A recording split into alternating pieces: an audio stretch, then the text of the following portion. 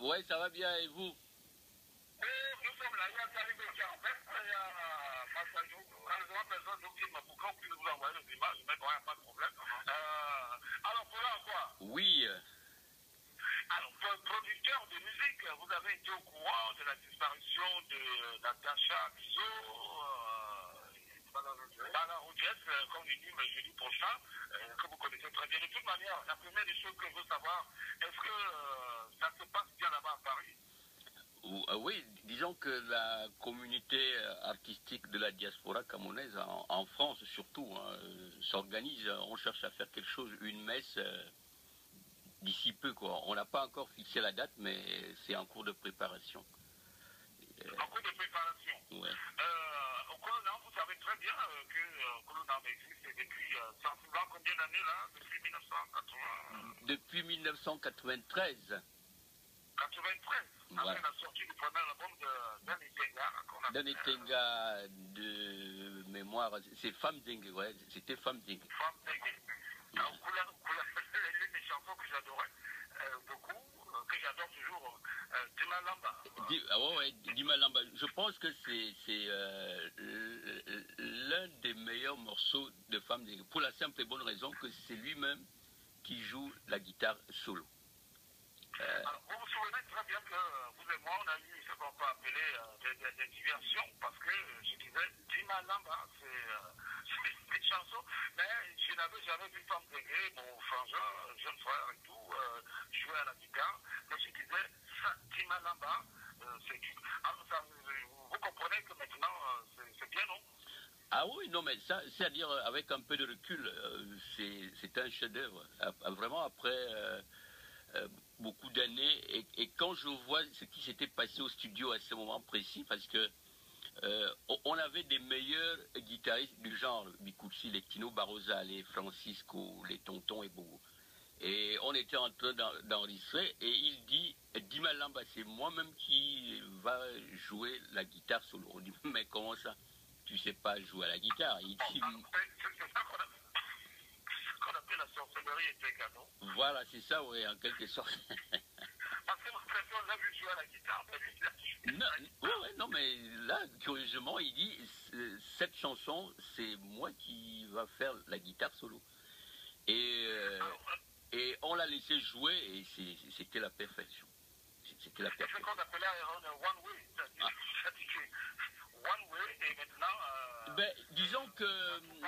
disons que Diop, quand je regarde avec un peu de recul, c'était des gars qui étaient vraiment, non seulement inspirés, c'était des bons artistes. Parce que quand on faisait des enregistrements à la CRTV à Ekounoula, au centre de formation, il fallait être un bon chanteur ou un bon guitariste parce qu'on n'avait pas le temps.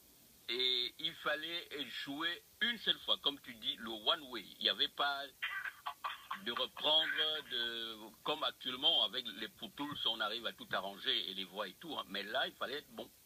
Il fallait vraiment être bon. Il fallait être bon. Ceux qui n'étaient pas bons, on enlevait plus sur le problème, ou alors on le laissait, et puis l'album était.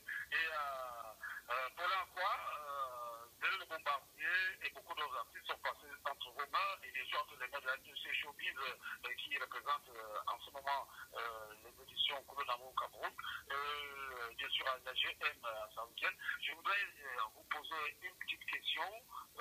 Pourquoi vous avez mis un peu de temps sans produire entre temps? Ah, non, mais c'est-à-dire que les éditions Kulnam à la base, leur siège est en France. Et leur base, hein, c'est que les gens oublient.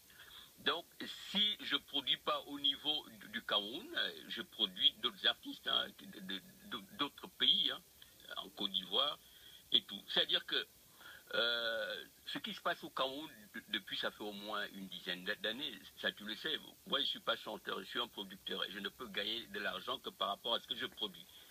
Si y a un désordre comme c'est fait actuellement au Cameroun, où les maisons de droits d'auteur, ça n'existe pratiquement plus, moi je veux gagner, comment je ne peux pas continuer à produire alors que il n'y a aucune rentabilité derrière. Vous allez me faire plaisir tout au moins en m'envoyant toutes les productions, puisque je vous représente, la DCC vous représente le Cameroun. Et voilà quoi, je voulais que vous parliez, vous avez parlé avec avez-vous connu véritablement Mbala Roger? Ben, c'est-à-dire que, curieusement, Mbala, j'ai beaucoup travaillé avec lui plutôt dans des spectacles. C'est-à-dire que quand je venais au Cameroun, j'avais un orchestre complet, c'est-à-dire des instruments. Et nous, on s'amusait à faire des tournées dans des villages. C'est-à-dire que on est très proche de la proximité de nos villages, parce que lui, il est d'un Ngok. Et moi, je suis de mes têtes sur la route de Saint-Mélima. Et on allait faire des spectacles dans des villages, hein, avec les Samélisés, les Pedro, tous ces gars-là. Chaque année, je prenais un mois et on faisait des tournées. C'est plutôt par là que j'ai connu Mbala Rouget. Mais par contre, j'ai jamais eu la chance de faire des albums studio avec lui. Alors, il faut peut-être que je donne une petite information avant que tu continues.